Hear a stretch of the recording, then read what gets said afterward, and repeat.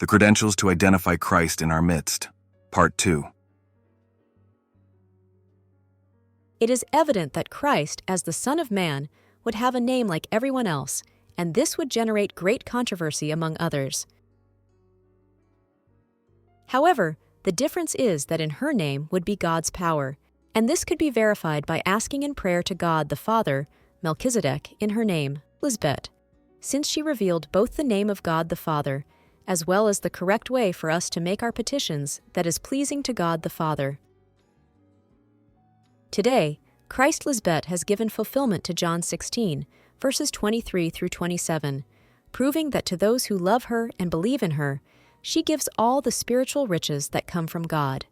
Because just as Christ has promised, she is also fulfilled, so that the same love with which God the Father Melchizedek has loved her can also be in us, now that Christ is dwelling in our midst.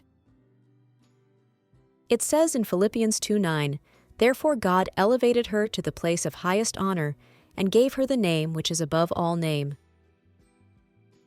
That is why Jesus said in Matthew 10:22, "And you shall be abhorred by all the incredulous people because of my name, but he who perseveres to the end will be saved."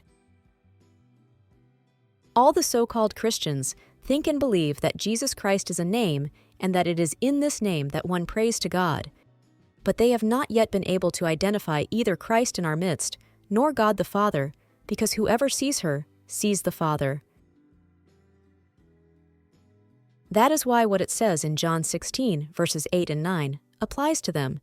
And when she, the one who consoles, comes, she will convince the world of sin, and of justice, and of judgment. Of sin, because they don't believe in me.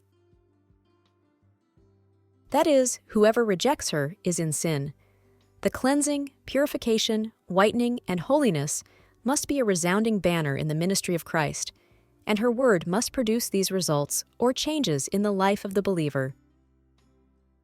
Christ says in John 3, verses 18 through 21, "Whoever believes in me, that I am the wife of God the Father, will not be condemned, but whoever does not believe has already been condemned, precisely for not believing in the only wife of God, whom he has sent so that they may know him, being born again from the womb of the heavenly mother, and hence be able to do everything that is pleasing to him."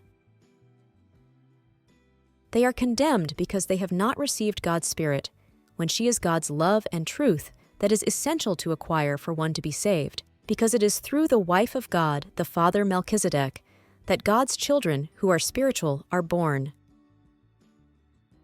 Christ could never be an only son, because first, God, the heavenly parents, have many children, and second, a male son cannot give birth to children. That is absurd and impossible, both physically and spiritually. Amen. To be continued.